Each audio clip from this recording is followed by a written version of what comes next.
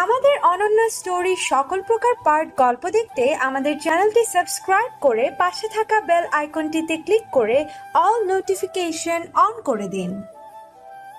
আজ ৩ বছর পর কোমা থেকে বেরিয়ে আসলাম। একটা রোড দুর্ঘটনায় আমার মাথায় প্রচণ্ড আঘাত লাগে। এরপর ডাক্তার আমার অপারেশন করার পর বলে আগামী ২৪ ঘন্টা পর যদি জ্ঞান না ফিরে তাহলে কোমায় চলে যাবে। আল্লাহ যদি চায় আবার কোমা থেকে ফিরে আসতে পারে। আমি ভাবছি রিয়ার কি অবস্থা, ও তো আমার সাথে গাড়িতে ছিল, ও কি বেঁচে আছে নাকি মরে গেছে সেটা বলতে পারবো না। আপনারা হয়তো কিছুই বুঝতে পারছেন না, তাহলে চলুন আপনাদের সংক্ষিপ্তভাবে ঘটনাটা খুলে বলি। রিয়া আর আমি দুজন দুজনকে অনেক ভালোবাসি। রিয়ার বাবা একজন বড় ব্যবসায়ী আর আমার বাবা একজন সামান্য অফিসের কর্মচারী। রিয়া আর আমি দুজন দুজনকে কলেজে ওঠার পর থেকে ভালোবাসি। আমি আর রিয়া অনার্স ফাইনাল ইয়ারে পড়তাম। হঠাৎ রিয়ার পাগলামির কারণে তাকে আমরা দুজন কাজী অফিসে বিয়ে করে ফেলি। রিয়া বলেছে পড়ালেখা শেষ হলে তারপর পরিবারকে জানাবে। কাজী অফিস থেকে বেরিয়ে রিয়ার গাড়িতে করে বাসায় আসতেছিলাম। হঠাৎ একটা ট্রাক এসে আমাদের গাড়িতে মেরে দেয়। এরপর কি হয়েছে আপনারা জানেন। হঠাৎ আব্বু আম্মু আমার রুমে আসলো। আমি বলে বলে ডাকতে ডাকতে দুজনে দৌড়ে এসে আমাকে জড়িয়ে ধরলো। আব্বু আম্মু দুজনে কান্না করতে লাগলো। বাবা, তুই কোমা থেকে ফিরে এসেছিস। তোর জন্য আজ 3টা বছর আল্লাহর কাছে মোনাজাত করে বলছি, আল্লাহ আমার ছেলেটাকে তুমি সুস্থ করে দাও, ও ছাড়া আমাদের আর কেউ নেই। আল্লাহ আজ 3 বছর পর আমার মোনাজাত কবুল করেছে। এখন কেমন লাগছে বাবা? আমি আব্বু আম্মুর দিকে তাকিয়ে পুরো অবাক হয়ে গেলাম। দুজনের চেহারা একদম শুকিয়ে গেছে। মনে হয় আমার চিন্তায় এমন হয়ে গেছে। এখন ভালো আছি। আচ্ছা আব্বু আম্মু, আমার সাথে আর কাউকে পাওয়া যায়নি? আমাদের মোবাইলে একটা ফোন আসে, তখন ওই পাশের লোকটা বলে তুই নাকি গাড়ি অ্যাক্সিডেন্ট করেছিস, তোকে হাসপাতালে নিয়ে গেছে। পরে আমরা হাসপাতালে চলে যাই। আমরা তো আর কাউকে দেখি নাই। তোর চিকিৎসা করতে অনেক টাকা লেগেছে, কিন্তু অচেনা লোক এসে তোর চিকিৎসার পুরো টাকা দিয়ে গেছে। কে দিয়েছে জানতে চাইলে বলে আপনার ছেলের একজন ঘনিষ্ঠ লোক দিয়েছে, তার পরিচয় দিতে মানা করেছে। ও আচ্ছা আম্মু আব্বু, আমার অনেক খিদা লাগছে, আমার জন্য খাবার নিয়ে আসো। তারপর আব্বু আম্মু রুম থেকে বেরিয়ে গেল। আমি বিছানা থেকে উঠে ফ্রেশ হয়ে বিছানায় এসে বসলাম। বসে বসে চিন্তা করতে লাগলাম, কে আমার ঘনিষ্ঠ লোক আর রিয়া এখন কোথায়। মেয়েটা আমাকে অনেক ভালোবাসে, না জানি তার কি হয়েছে। আমি তাদের বাড়িতে যাব, আমার রিয়াকে খুঁজে বের করতে হবে। কিছুক্ষণ পর আম্মু খাবার নিয়ে আসলো। আম্মু নিজাতে খাবার খাওয়াই দিল। খাবার খাওয়া শেষ হলে আম্মু কিছু ওষুধ দেয়, সেগুলো খেয়ে আবার শুয়ে পড়লাম। দেখতে দেখতে 5 দিন চলে গেল। আমি এখন পুরোপুরি সুস্থ। তাই সকালে ঘুম থেকে উঠে ফ্রেশ হয়ে নাস্তা করে বাসার বাহিরে চলে আসলাম। বাহিরে এসে একটা রিক্সা নিয়ে রিয়াদের বাসায় চলে গেলাম। ভাড়া মিটিয়ে বাসার ভিতরে ঢুকে গেলাম। দারোয়ান আমাকে কিছু বলে নাই, কারণ উনি আমাকে চিনে। উনি জানে আমি রিয়ার বন্ধু। ভিতরে ঢুকে কলিং বেল চাপ দিলাম। বুয়া এসে দরজা খুলে দিল। আমি ভিতরে ঢুকে দেখি রিয়ার আব্বু সোফায় বসে কফি খাচ্ছে আর পেপার পড়ছে। আমি ওনার সামনে গিয়ে সালাম দিলাম। কেমন আছেন আঙ্কেল? রিয়া কোথায়? আলহামদুলিল্লাহ ভালো আছি। আর রিয়া ওর নানার বাড়ি আছে। হঠাৎ তুমি এত বছর পর কোথা থেকে আসলে? আমি মনে মনে ভাবলাম তাহলে রিয়া কিছু বলে নাই তার আব্বুর কাছে। যদি বলতো তাহলে এ কথা বলতেন না। আর এটা জেনে খুশি হলাম রিয়া তাহলে বেঁচে আছে।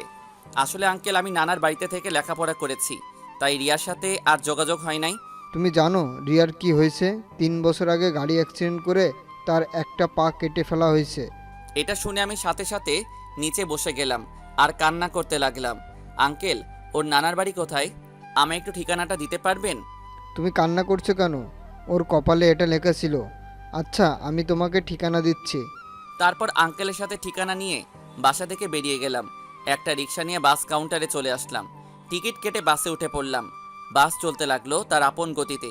আজকে রাস্তা শেষ হচ্ছে না। প্রায় 5 ঘন্টা পর রিয়ার নানার বাড়ির সামনে চলে আসলাম। দারোয়ান আমাকে ঢুকতে দেয় না।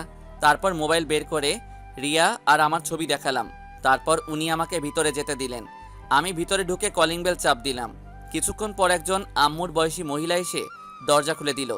আমাকে দেখে বলল, তুমি রাসেল? রিয়ার আব্বু আমাকে ফোন করে বলেছে তুমি ভিতরে আসো। আগে বলুন রিয়া কোথায়, আমি ওর সাথে দেখা করব। ওপরে গিয়ে হাঁটতে ডান পাশের রুমে রিয়া থাকে, তুমি যাও, আমি তোমার জন্য নাস্তা নিয়ে আসছি। আর কোনো কথা না বলে ওপরে এসে রিয়ার রুমে ঢুকে গেলাম। রুমে ঢুকে দেখি রিয়া শুয়ে শুয়ে একটা বই পড়ছে। চেহারা একদম শুকিয়ে গেছে। খাওয়া দাওয়া ঠিকমতো মনে হয় করে না। আমি রিয়াকে ডাক দিলাম। রিয়া আমাকে দেখে কান্না করে দিল। অনেক চেষ্টা করছে ওঠার জন্য, কিন্তু উঠতে পারছে না। আমি রিয়ার কাছে গিয়ে তাকে বসিয়ে জড়িয়ে ধরে কান্না করে দিলাম। আই পাগল, কান্না করছো কেন? আমি ঠিক আছি, তুমি প্লিজ কান্না করো না। আজ 3 বছর পর তোমাকে দেখছি, কিন্তু এভাবে দেখতে পাবো কল্পনাও করতে পারিনি। আল্লাহ যা করে ভালোর জন্যই করে। এখন বলো, তুমি কোমা থেকে কখন ফিরলে? তুমি জানতে আমি যে কোমায় ছিলাম? আমি সব জানি, এবং তোমার চিকিৎসার সব টাকা আমি অন্য লোক দিয়ে পাঠিয়ে দিছি। আমাদের যে লোকগুলো হাসপাতালে নিয়ে গেছে তাদের মধ্যে একজন হাসপাতালে ছিল। যখন আমার জ্ঞান ফিরে আসে তখন দেখি আমার একটা পা নেই। আমার পা চলে গেছে। আমার কোনো আফসোস নেই, আমি খালি তোমার কথা চিন্তা করলাম। তুমি কি বেঁচে আছো সেটা জানার জন্য ওই লোকটাকে জিজ্ঞেস করলাম আমার সাথে আর কাউকে আনা হয়েছে। তখন বলল আমার সাথে যে ছেলেটাকে আনা হয়েছে। তখন আমি বললাম তার এখন কি অবস্থা আমাকে জানানোর জন্য। তখন সে তোমার কেবিনে আসে। তোমার আব্বু আম্মুর টাকার জন্য তোমার অপারেশন করাতে পারছে না, তাই আমার অ্যাকাউন্ট থেকে ড্রাইভারকে বললাম টাকা উঠিয়ে আনতে। ড্রাইভার টাকা আনার পর তোমার আব্বুর কাছে পাঠিয়ে দিলাম। তোমার অপারেশন হয়েছে 3 দিন পর। অপারেশন হওয়ার পর ডাক্তার বলেছে 24 ঘন্টা পর যদি জ্ঞান না ফিরে আসে তাহলে সে কোমায় চলে যাবে। পরে ডাক্তারের কথাই সত্যি হয়েছে, তুমি কোমায় চলে গেছো। আমি লোক দিয়ে তোমার খোঁজ খবর রেখেছি, আর তাই তোমার থেকে দূরে চলে এসেছি। আমি চাই না তুমি আমাকে নিয়ে আর ভাবো। তুমি কি করে ভাবলে আমি তোমাকে ছাড়া থাকতে পারবো? যখন কোমা থেকে ফিরে আসি তখন তোমার জন্য চিন্তা করছি তুমি কি ঠিক আছো নাকি আমাকে ছেড়ে চলে গেছো। পুরোপুরি সুস্থ হয়ে তোমাদের বাসায় গেলাম, তারপর তোমার বাবার কাছ থেকে ঠিকানা নিয়ে এখানে চলে আসলাম। তুমি ফিরে যাও রাসেল, আমাকে এই অবস্থায় কেউ মেনে নেবে না। তার থেকে তুমি অন্য কাউকে বিয়ে করে সুখে থাকো। আমি চাই না তোমাকে আমার এই জীবনের সাথে জড়াতে। একটা থাপ্পড় দিয়ে সব দাঁত ফেলে দিব। যে মেয়েটা আমার জন্য এত কিছু করেছে তাকে আমি কি করে ভুলে যাই? আর একটা কথা ভুলে যেও না, তুমি আমার স্ত্রী। আমি তোমাকে নিয়ে বাকিটা জীবন কাটাতে চাই। কিন্তু তোমার আব্বু আম্মু কি আমাকে এই অবস্থায় মেনে নেবে? আর আমি এখনো আব্বুকে সত্যিটা বলি নাই। আব্বু আমাদের দুজনের ব্যাপারে কিছু জানে না। আমার আব্বু আম্মু অনেক আগে মেনে নিবে, আর যদি শুনে তুমি আমাকে বাঁচিয়েছো তাহলে আরও আগে মেনে নিবে। আমি আজকে তোমাকে নিয়ে বাসায় যাব। আজকে আর যাওয়া হচ্ছে না, তুমি এখানে 2 দিন থেকে তারপর যাবে। আমি দুলাভাইয়ের সাথে বলে সব ব্যবস্থা করছি। আমরা একটা অনুষ্ঠান করে রিয়াকে তোমার হাতে তুলে দেব। তার মানে আপনি সব জানেন?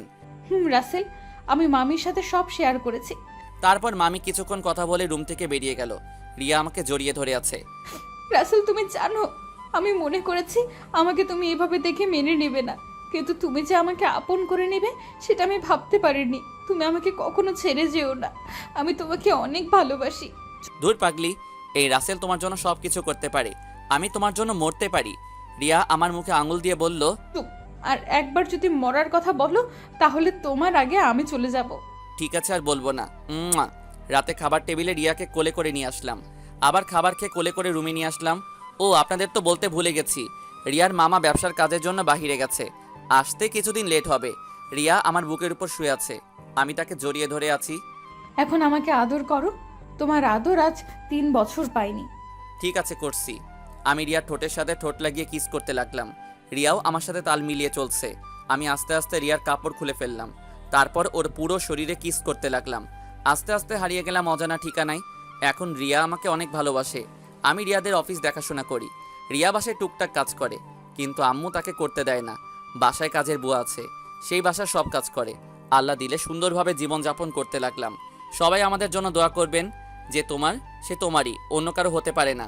সে তোমার কাছে অবশ্যই আসবে, তাকে পাওয়ার জন্য তোমার কোনো যুদ্ধ করতে হবে না। যখন তুমি প্রেমে পড়বে তখন আর তোমার ঘুমাতে ইচ্ছে করবে না, কারণ তখন তোমার বাস্তব জীবন স্বপ্নের চেয়ে আনন্দময় হবে। ধন্যবাদ সবাইকে। সবাই লাইক এবং কমেন্ট করে দিয়ে জানাবেন কেমন হয়েছে।